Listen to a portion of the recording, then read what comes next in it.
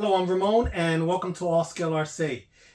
Here we have the RC4WD drive 1/10 scale BendPak XPR-9S 2-post auto lift. That's a whole lot of name. Only somebody working in the mechanic industry would probably know this is a BendPak lift aside from reading it. Pretty much it's a 2-post lift for your RC cars, so that way you don't break your back changing the tires and stuff. Actually, it's excellent for dioramas and just doing photo shoots of your RCs and just staging.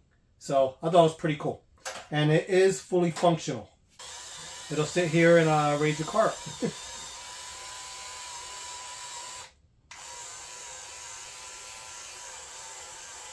All right, let's I think it can lift up to 20 pounds, they say. Okay, so it's a fully functional 2-post lift.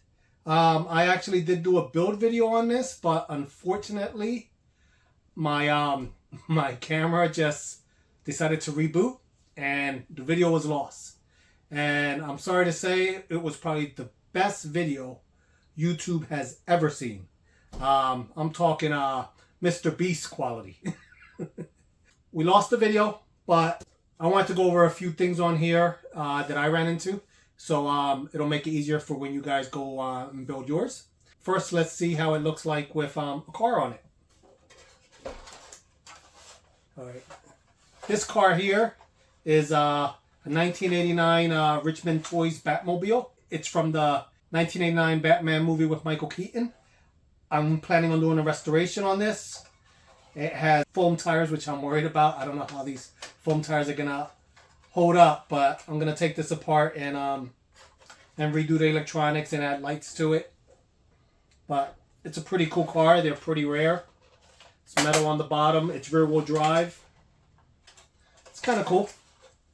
So I actually plan on repainting it, making like little gas caps for it, making it look like the real deal. All right, so here it is with the little Batman car on there.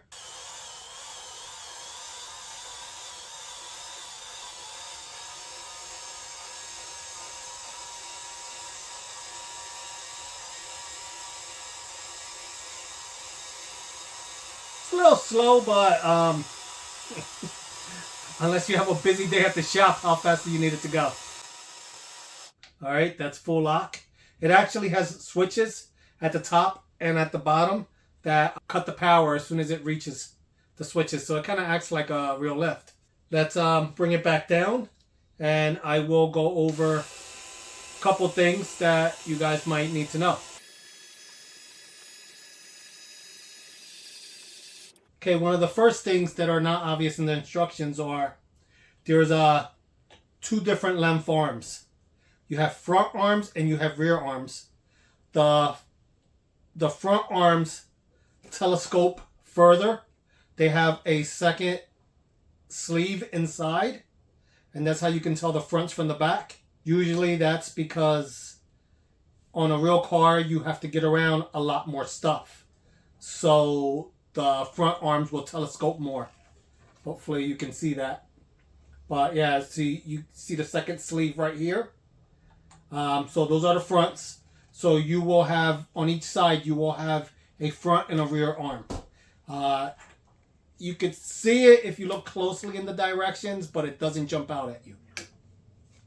I ended up having to swap them around after I put it together. Another thing is, the same screws that hold the post, there's 8 screws in that bag. 4 go on the post, and 4 go on the end of this cover. So 2 will go on the end, on each end of this cover. The ones that hold in the middle plate, the ones that hold in the middle of the cover, the 4 screws in the middle of the cover, are short little button head screws. So these screws right here are your little short button head screws. They're all 2mm screws. A 2mm is the only tool you need to put this together. Aside from a 1.5, and the 1.5 you will just need to put this little plastic ram piece on.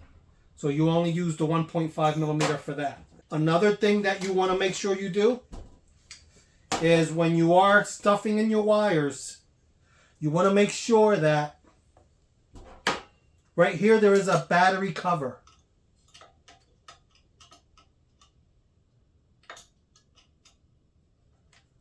Which also uses a 1.5.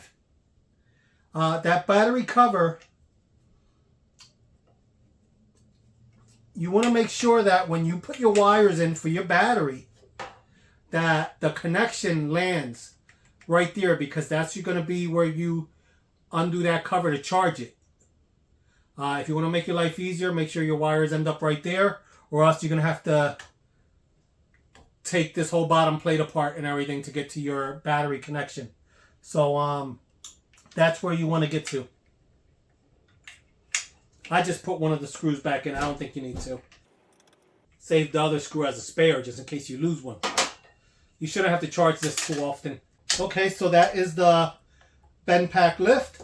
I bought this because I'm going to make a little, I ordered a little diorama garage from RC4WD.com, which I will be building in my next video. I bought this just so I can do some little RC photography and some staging and stuff. So this is going to go in there. This Batman car, like I said, I'm going to be restoring this on a future video as well. I don't know when that's going to happen because I have a lot more projects and a lot bigger projects in the way of that. Like the T-Rex XX10 that I'm building. I'm still acquiring stuff for that. My radio just came in, 12 channel radio just came in for that, which I'll be going over in a video. That thing is pretty crazy. I'll see you guys in the next video. Please like and subscribe. Thank you for watching. Bye.